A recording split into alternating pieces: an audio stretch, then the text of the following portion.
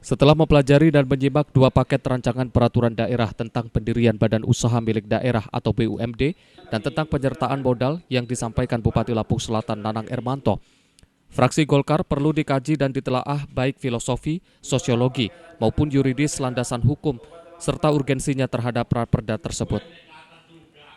Fraksi Golkar meminta dalam buatan raperda tentang BUMD, tentunya harus mempunyai maksud dan tujuan mendukung pemerintah daerah untuk mengembangkan dan mengelola potensi sumber daya alam (SDA) untuk mensejahterakan rakyat.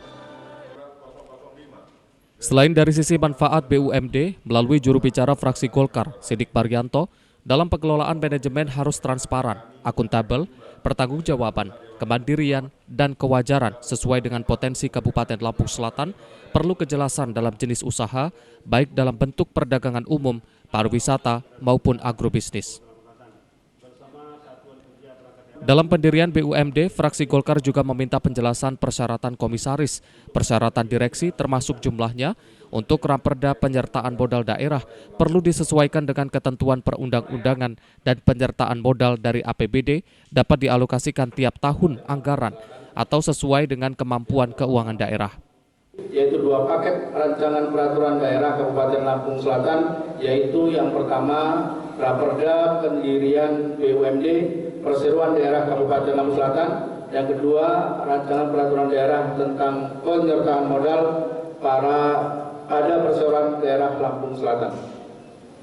Setelah mempelajari dan menyimak dan kedua paket rancangan peraturan daerah tersebut, tentunya ada beberapa hal yang perlu kita kaji dan telaah, baik filosofi, sosiologi maupun yuridis landasan hukum serta urgensinya terhadap rancangan peraturan daerah tersebut.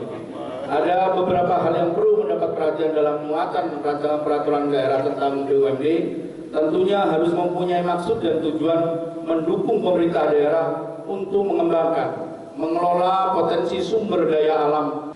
Sesuai tahapan dan mekanisme yang berlaku, fraksi Golkar meminta dua paket raperda tersebut dibahas secara mendetail dan komprehensif antara raperda DPRD Lampung Selatan bersama instansi yang terkait guna membahas lebih mendalam.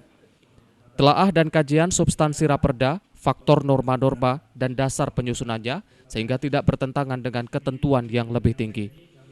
Dari Lampung Selatan, Mai melaporkan.